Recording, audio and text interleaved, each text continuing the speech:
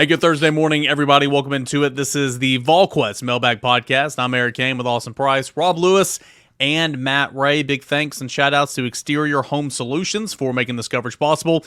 For a free estimate, you can give them a call today if you need any repairs, upgrades on your home, siding, roofing, decks, whatever the case may be. 865-524-5888 or online as always at exteriorhomesolutions.com. Got a whole lot to get into today. Full bank of questions. Appreciate you guys for sending those in. And we'll jump right into it. CN31 wants to know any thoughts on Virginia. Expected to struggle again. Rob Lewis, you've done those scouting the opponents. What's your take on Virginia? Expected to struggle again, especially offensively. And again, this is on paper, just doing research, and I don't want to get just staying on the field. I mean, they had obviously had horrible off the field issues, but just on the field last year, tough year for the Cavaliers. Don't know that they added any real help in the transfer portal that's going to be able to right the ship. I mean, they were right at the bottom of the ACC in scoring and in total offense, and I don't know if there's a lot of reason to feel like things are going to be a lot better for Tony Elliott, who, by the way, you'd never want to go to for job advice, obviously, when you're talking about job evaluation skills. Looking across that sideline, September the 2nd is going to be real for him, right, Rob? I had to, really, and again, you can't put it all on him. I mean, certainly, he didn't inherit a Hendon Hooker, but still, they averaged they averaged 17 points a game last year compared to, what did Tennessee put up, 47 per game, and the it's a stark difference in what he's working with in Charlottesville and what Heupel has Tennessee at right now. You tell me George Welsh is not walking back in that door? He's not walking back in that door, AP. Herman Moore is not walking back through that door. Tiki Barber's not walking back in that door? Tiki Barber is not walking through that door. Let's move on now to Swagger 12. Do you know if there's a certain number of recruits that are looking to sign in this class? No, because the number, last year in this class, the number 25 is irrelevant. Like it's non-existent. If you wanted to sign 43 high school kids, you can, as long as you were at 85. And so that number, it could be 22, it could be 27. I think it depends on who wants to come, who wants in. I don't think Tennessee's just going to take a body, because ultimately I think you would rather take some of those spots that maybe used to go to some guys that were developmental guys and go to the portal and try to pluck a player or two who has a year or two in a college weight room, who has a year or two experience playing at the college level. So I don't think there's a set number. In your opinion, Austin, just how does that factor into recruiting rankings now, where you're going to see some teams take 22, 23 and not, find those developmental bodies, whereas you'll see teams like Georgia that don't utilize the transfer portal quite as much. I think they're already sitting at 26 commits. They may end up out to 30. Does that change the way that people should look at recruiting rankings now? Yeah, 100%. I think a lot of it fluctuates. I thought last year's class, which was a fringe, right outside the top 10-ish class for Tennessee, was better than a class 2 years ago that was ranked 6th, at other schools. I thought, last year the depth, was the depth of the classes that were ranked in the top 10 or just outside the top 10 was really, really good. And so I do think that some of that can be optics. I had one person tell me the other day, that the one SEC coach, when I don't want to name names, but one SEC coach, when they were in this league, they were like, hey, let's take this guy. Optically, he's going to help the class. He's going to help us get to number one in recruiting, even though he doesn't fit our style of play. We'll just throw him back in a year or two. When a kid transfers, they don't re-rank the recruiting classes. So like when they go up and say, school X has had the number one recruiting class, 3 of the last 4 years or whatever, like it's an optic that kids and parents see and they want to be a part of. So, I think it's interesting. I think optics matter. They're not an end all be all, but I do think that for kids, for parents, for people that are watching this type of thing, they absolutely do matter. Got another one here from Swagger 12. Matt, we'll go to you. Does this seem to be any type of consistent reason Tennessee's losing recruits in these one-on-one matchups, especially after leading Tennessee Clemson, Tennessee LSU, Tennessee Alabama? No, I mean, I don't think so. I mean, I think we've alluded to it a pretty good bit. They're in big time heavyweight recruiting battles right now, and these things turn on the dime at times for reasons, that folks may never know. But again, I think Tennessee's won some of those battles. I mean, you look at the Mike Matthews, they were never the leader until they were, and then they were the leader and they held on. They didn't lose out on Edwin Spillman. They didn't lose out on Boo Carter. And those were head-to-head battles with Michigan and Ohio State, both teams that were in the playoffs last year. Yeah, I mean, you look back a year ago, they beat out beat out Alabama for Arion Carter. They beat out Georgia and Alabama for David Hobbs. Ricky Gibson, Georgia late, made a big push, and Tennessee, wins that battle. All of those players are in this program, and certainly Tennessee feels like are going to help them in a big, big way. And so, everybody's different. Sometimes it is an NIL, matchup. Sometimes it's a matchup of academics. Sometimes it's, an outside influence, whether it be a 7-on-7 coach or a high school coach or the mom and dad or a grandma that, just says, I really like the overall deal at school X or school Y. And, and then sometimes a kid just goes, even though 14 people in my family are telling me to go this place, I really want to go here, and it's my decision. I'm the one waking up at 6 a.m. to do these workouts, so I'm going here. Like, everything is different, and so, like, it's never just as simple as some on the GQ or fans on Twitter or whatever want to make it to believe. Sometimes it is. Sometimes it's as black and white as it looks, and then sometimes it's absolutely not. I think Ricky Gibson's a good one to point back to. 10 days out from that decision last year, Georgia had every bit of the momentum. Yep.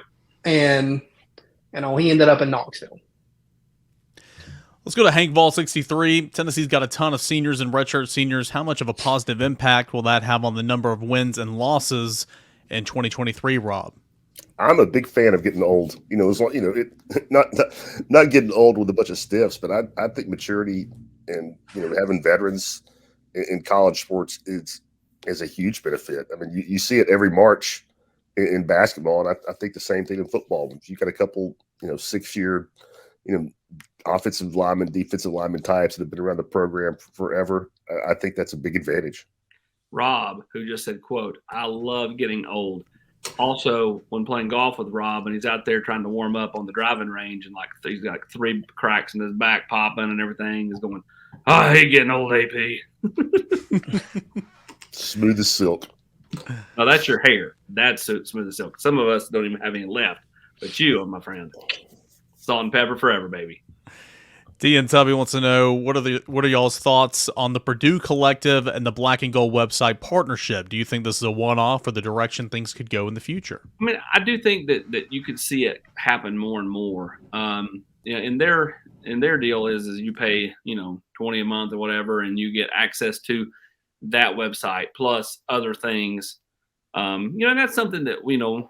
A year or so ago, we talked about doing with Volunteer Club. We at least took a look at it, and to this point we haven't done that. But I think that it's something that could happen. We do a lot of collaborative effort, with the Volunteer Club, whether it be Ball Club Confidential or feature stories here and there. Again, the replay.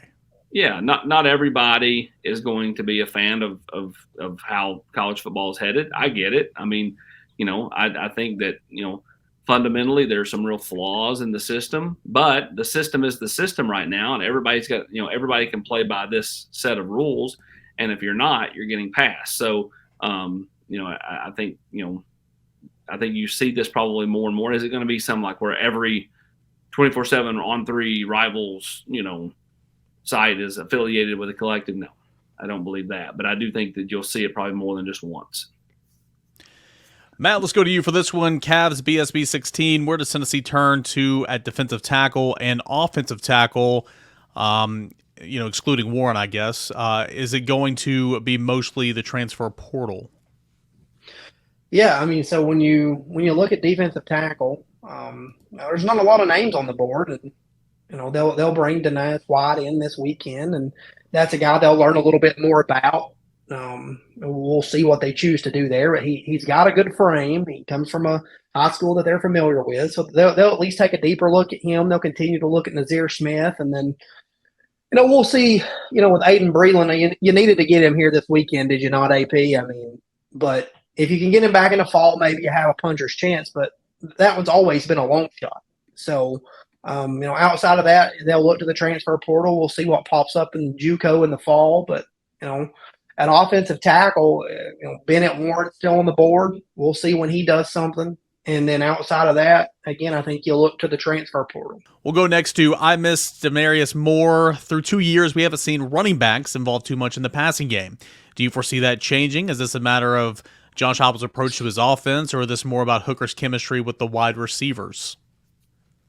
I think, for the most part, it's just not a huge part of the offense. I think it certainly can be. It's kind of like 4 wide receiver sets. Like, they can absolutely throw that in there, but they love to use tight ends so much that they don't really have to go that route. So, I think in certain instances against certain defensive looks, Rob, they can morph and absolutely those the running backs can turn into more of receiving threats in this offense. Yeah, I thought it would be a bit, not knowing a ton about the offense, before Josh got here. I thought that it would be a bigger part of the offense, and it's not like it's non-existent, but you don't see anybody putting up numbers like Jahmyr Gibbs did, last year at Alabama. That's filthy, man. And but in the spring game was probably a one-off, but Selden. Could that be a preview? I don't remember what his stats were exactly, but he was heavily involved. But last year, you go back and look, and Jabari Smalls leads the running backs in receptions, and he had a dozen. And so 2 years in, I think you've seen what Heupel's offense is about, and I would say it's just the backs just aren't that big of a part of the passing game. Yeah, I don't think you're ever going to see 40 receptions from Alvin Kamara in this offense, right? That's what he had back in 2016. But I agree with you. I think it could be a much bigger part. We'll go now to Southerner 98. Do you see this new NIL bipartisan bill being more beneficial for the athletes or for the NCAA universities? Looking at the athletes into school locking the athletes into school for 3 years seems pretty extreme, with coaches being able to move at a whim. I don't know about 3, but the biggest problem is NIL and the one-time transfer combination. I've said that for 2 years. And it all happened together. There you go. Boom. Within 6 months, boom, boom. And that's where this whole thing kind of got really cloudy. So, for me, I'd love to see them, go back. Now, I'm not saying they have to go back to the archaic, deal, but I think that, maybe you'll have to stay 2 or you have to sit. Once you stay 2, you're free to go wherever you want. I think there's got to be more than just you can do it any time.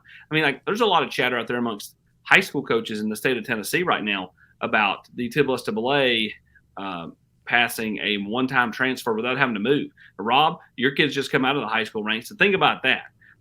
Where you didn't have to move and you could just cherry pick players left and right and they wouldn't have to move in your zone. I think that's a recipe for disaster. The problem is there's so many schools at the high school level that are out there recruiting kids to and from other places that the NCAA is just tired of dealing with it, in my opinion. So, put that at the college level, it's just a thrill a minute. And, I think that ultimately there's going to be tweaks on both sides of this thing if it were to get passed. I just don't think it's going to pass just, oh, yeah, that's great, let's just roll through it. I think that there's going to have to be some tweaks on both sides. Yeah, I don't know about 3, but at the end of the day, 2 is not a stretch, and then I think you have the exceptions that you already have in place. Look at the guys at Northwestern; they're not going to be held there. Which those are in there. If you read the whole thing, coaching change, coach fire, stuff like that. Yeah. But again, I don't know about 3.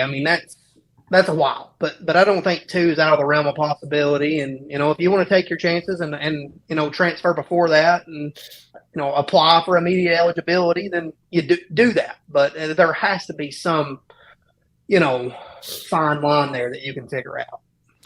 Quarterbacks were getting granted eligibility before the transfer portal even happened. So hey, go back to the old days.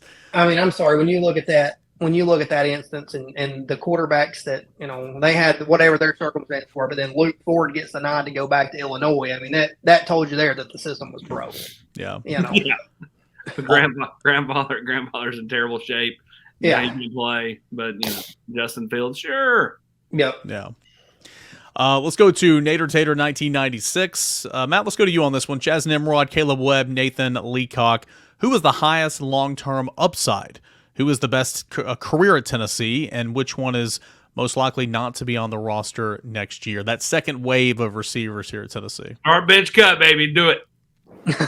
That's tough. I think realistically all those guys have pretty good upside. I think you still have to continue learning about Nathan Leacock. I mean, he's just, we haven't seen a lot of him. Caleb Webb, he's really took a step, this offseason and getting in there working, being around Ramel Keaton. I think that's the perfect mentor for Caleb Webb in a lot of ways. Ramel Keaton waited his turn.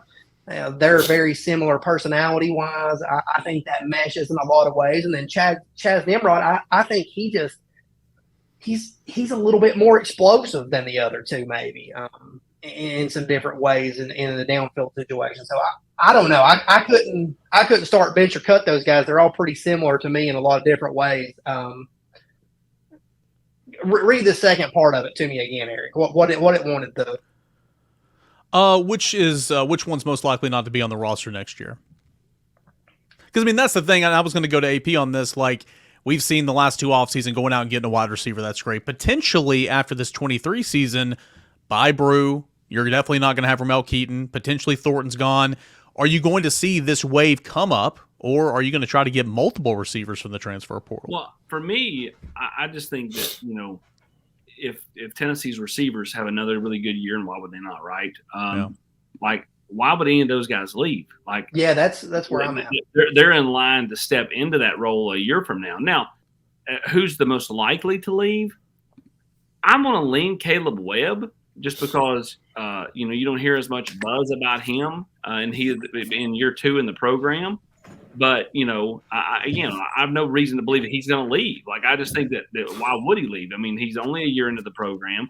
He's going into year 2. He's going to try to continue to grow his game. And so, like, I think right now it's just too early for any of them. Now, with that said, does one of them get disgruntled because, they're not playing? I mean, that's possible, right? I mean, Jordan Phillips wasn't playing last year, got upset, left, and in reality, you look at Tennessee's interior defensive line situation, would he not play a bunch of snaps here? I mean, like, sometimes you can knee-jerk it and make too quick of decisions. There were multiple high-end guys that were at other schools that I know that thought about going in. They were just coming off their freshman year, that thought about going in the portal, and had some wise people get to them and say, look, you're just a freshman.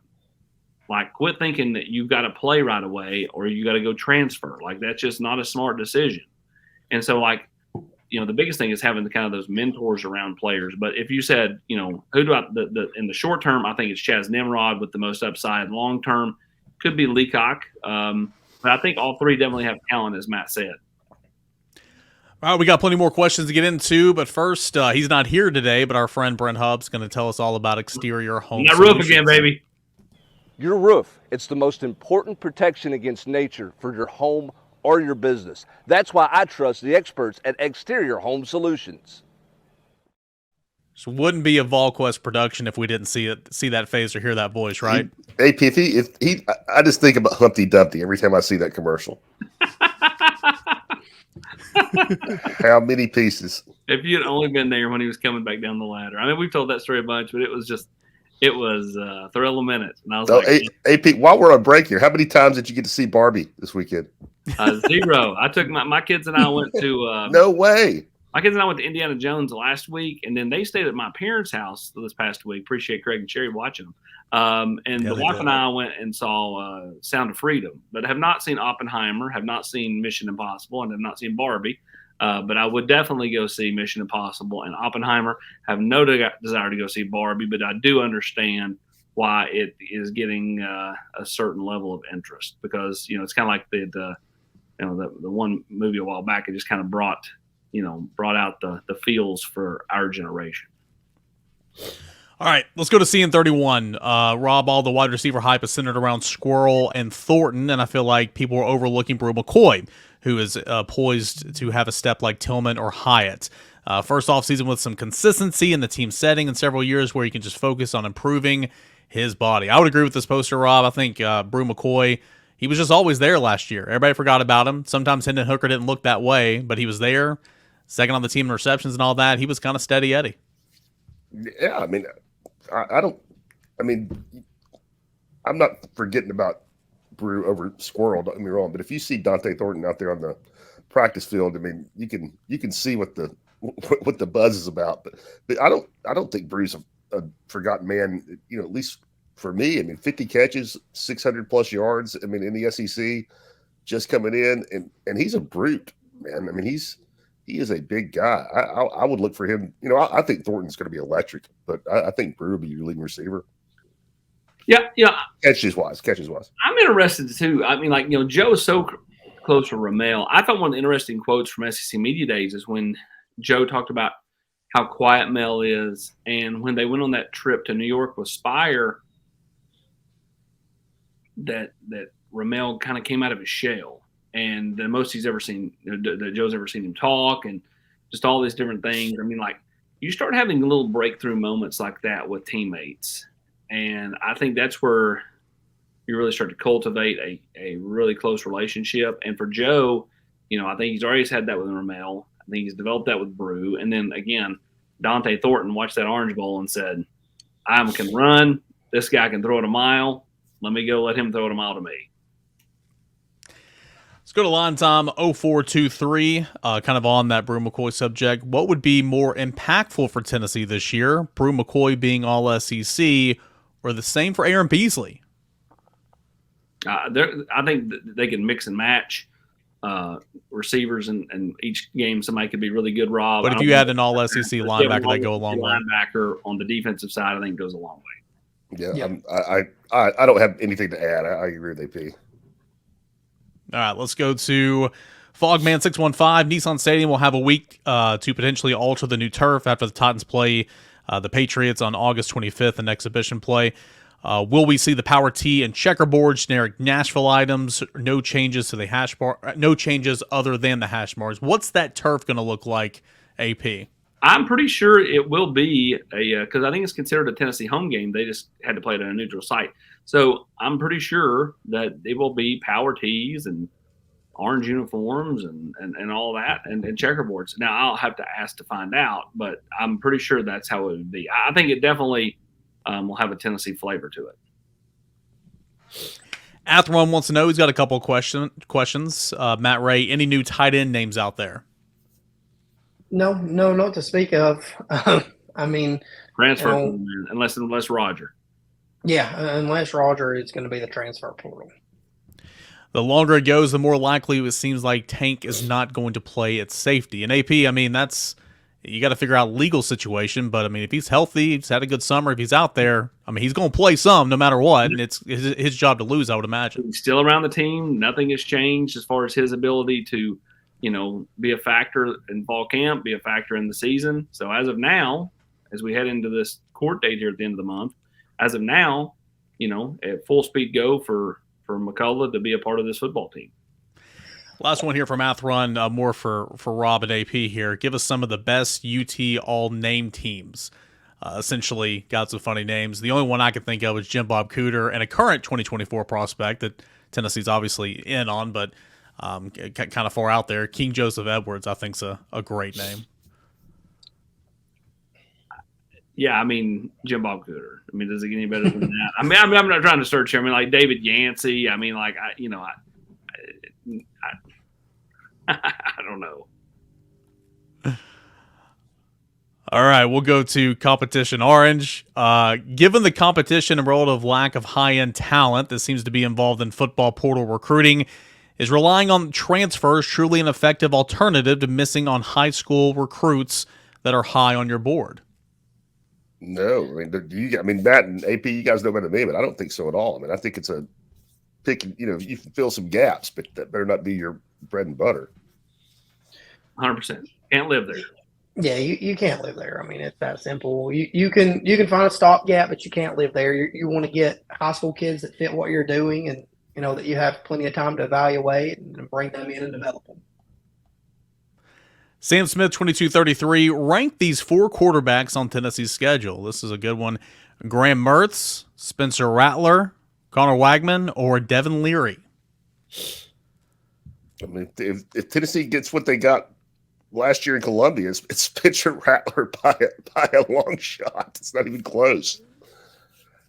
If you get that Spencer Rattler, if you get 2021 Devin Leary, those are your top 2 no matter what. Graham Mertz is last no matter what, in my opinion. He's last, and the kid from A&M has got the most upside of any of them. Oh, 100%, yeah. The kid from A&M can play. It's just, what happens with that offense. We've only seen him play 5 games, 4 starts. So yeah, I would rank them at their best right now. Spencer Rattler, Devin Leary, Connor Wagman, and then Graham Mertz. I think Graham Mertz is not going to be a perfect fit down there in Florida. Rocky Top T says, I think 8 wins in a season would be a good year. 9 or above would be a great season. Give you a realistic take. I'm predicting 8 to 9 wins, by the way. We've kind of done this a couple of times throughout the offseason, AP, but what's your take here a couple of weeks out? Yeah, I mean, I think 8 wins and everybody be disappointed. I mean, like, the general quarters will burn to the ground. Schedule's not super tough, but with all that said, until last year, Tennessee hadn't won more than 8 since 2007. So, they'd only won 8 twice. And so, again, I think when you think about, where they've been, where they're trying to get to, I think, again, 8 would be a bit of a disappointment. That means you've lost to some games or some teams that maybe you didn't think that you would lose to. Because, I think this offense is going to have that 1 or 2 hot games where they probably, have a real chance to win a game they may not supposed to. So, I think, 8 would be a disappointment for most fans. I think 9's kind of where everybody's kind of got it pegged. Anything better than that, and, everybody's going to be smiling ear to ear.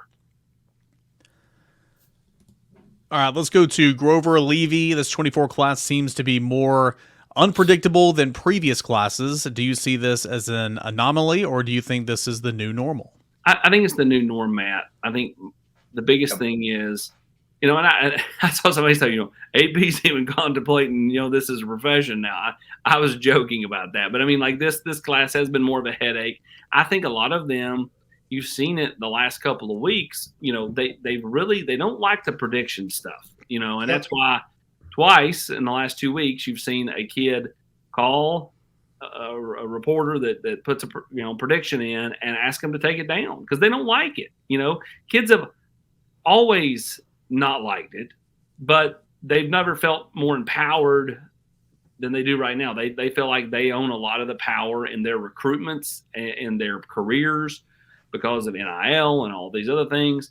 So I think you're seeing them be a little more mischievous about it. I don't think that they're bad kids. I don't think they're trying to. I think they just want their moment. They don't want somebody trying to steal their moment. And so inevitably that ends up with a lot of misdirection, trying to, preserve that. And, it probably drives people like me and Matt and others, crazy. I don't have much hair left as it is. After this 24 group, I may just go ahead and just, Hey guys, do you not think it's also maybe the unpredictability is sort of influenced by everybody's deciding earlier and earlier now? You got younger kids making earlier decisions, quicker than they ever have. Yeah, I think a lot of that plays into it. There's definitely a bigger push now. Earlier on, we've talked about it before. June and July are the new November and December. In terms of the recruiting calendar right now, or what February used to be. But overall, I'm with Austin. A lot of these kids, they don't like predictions. They want to preserve their moment. And it's tough to do that. You have to sift through, different people calling you. Who can I trust? And sometimes who can you trust in your inner circle, or people that are, even close, that are close enough to be maybe considered inner circle. It's tough for these kids in a lot of different ways. I'm like, I don't think they're bad kids, but they have to be a little bit more mischievous about it right now. AP, when the TSSAA passes the one-time transfer, I'm going to need you, Packer, and CB45 to put in your crystal balls for this movement here in East Tennessee. All right? We'll do, buddy. I don't do crystal balls. I know it's the joke. That's why I said it. Does Christian Harrison figure into the secondary rotation this year? If so, at what spot? He's a corner, guys, but does he fit into the rotation? I'm going to say no. Yeah, I don't think so. Two more here. This is from Davey Vol. Most underrated storyline for Tennessee team going into the season. I guess for me is, like do a couple of these younger guys unseat some of the older guys, whether it be at safety, whether it be, at running back. I'm not saying Cam Seldon's going to start, but does Jabari Small get the start against Virginia, or is that Jalen Wright? Does he get past him in fall camp to get the starters role? Now, I think we all know they're all going to play, but I still think that stuff matters. Is Tank McCullough still in there at safety to start the game against Virginia? What about some of these defensive linemen? Like, is Roman Harrison just your main guy? On the edge, Rob, or does James Pierce or Josh Josephs or somebody else, pass him up? I think the biggest question is can some of these younger guys who have probably more talent leapfrog older guys with more experience and less talent? Yeah, I would also say that we get into, not just us on the podcast, but on the message board. We get into the minutia so much that I don't know that there really is an overlooked storyline for if you're up your neck in Volquest. But if you're on the outside looking in, more of a casual fan, I would agree with AP. Is there a legit push from anybody in the secondary that the younger kids like? And I like the way AP phrased it. Probably more talented, but less experienced, and that's always, coaches. Always their conundrum. How do you pull the trigger on playing the more talented kid and live with maybe a bust or two? Yeah, you've got the who's behind Roman Harrison, you've got the secondary, you've got the left guard, the right tackle. I'll just continue to say McCallum Castles, because he's going to have to play. Tennessee's got to play two tight ends, has to play two tight ends. How does he progress throughout camp after coming over in the spring? So I'll say tight end position as well. Matt, you got one? No, I was going with you on the tight end position. I think that's a good pick. All right, final question here. Wake Vol wants to know, can you give us some of your best football road trips within the SEC? Where do you like to travel the most during football season? Vanderbilt. I'm not playing, man. It's like going to a high school stadium, and I love high school football. And you roll in there 5 minutes before kickoff and park and walk in. And, as far as like real big stadiums, I loved A&M. I take Tennessee off. I've always said this. I take Tennessee off because I think it's kind of like people live in Orlando, they take for granted Disney World. People live in Sevier County, take for granted Dollywood. You take for granted where you're at all the time. So I take Tennessee away. I love A&M. I like going to Georgia. I like going to Alabama. I like going to LSU. I like going to Arkansas. Not a big fan of Florida. Not a big fan of South Carolina. Auburn at night is awesome. Day game, the Mississippi schools. I don't really care about that. Missouri is dreadful. And Kentucky's not bad just because it's 2.5 hours. The sun in Missouri really gave you problems a couple of years ago, right? The sun always gives me problems. And that's what I went to the eye doctor, and here's why. I figured this out. My retinas are curved, and so because they're curved, it lets particles of light get in, and so thus it gives it even when it's not as bright, it's bright for me. I didn't know that. I've just recently found that out. See, well, I'm glad we figured out the issue here, because over the years we've literally had to stop and wait for the clouds to move before we can continue. Sometimes it just depends. Or we flip spots and you put the sun in my eyes. I like Georgia and Alabama, still making my way around the SEC. Rob, any other ones that you enjoy that we haven't mentioned? Yeah, if you're a fan, from our perspective, my favorites are the ones that are easiest to get in and get out of.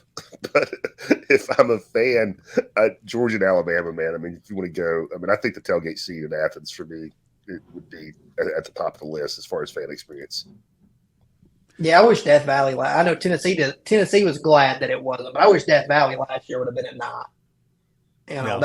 That was still a good trip. I think we saw Auburn at night, 2-3 years ago during the COVID season, and that was, it was limited capacity, but Auburn's interesting. You just drive and then it's there. It just kind of pops up on you. You don't expect it. So both of those. I was going to say A&M to echo AP. I mean, there's probably some places in Honduras that are easier to get to, but the actual, stadium and game day crowd was pretty phenomenal. I know it's not the SEC, but I would go back to Pittsburgh every single year. That was a great trip. Baseball, walk around downtown Pittsburgh. That's not why you like that trip. And you know it had nothing to do with anything about the city. I'm not even going to mention that one, but the other things that came along with it were fun too. The hotel that we had to stay in. Oh, yeah. Fantastic. All right. Appreciate you guys as always for getting in those mailbag questions every single Thursday right here on Volquest.com. We couldn't do it without our friends, Exterior Home Solutions. You can give them a call today for a free estimate for any home improvement, upgrade, renovation, whatever the case may be. Exterior Home Solutions, 865-524-5888, or online at exteriorhomesolutions.com. He's Austin Price, Rob Lewis, Matt Ray. I am Eric Kane. Appreciate you guys for being here. This has been the Volquest Mailbag Podcast.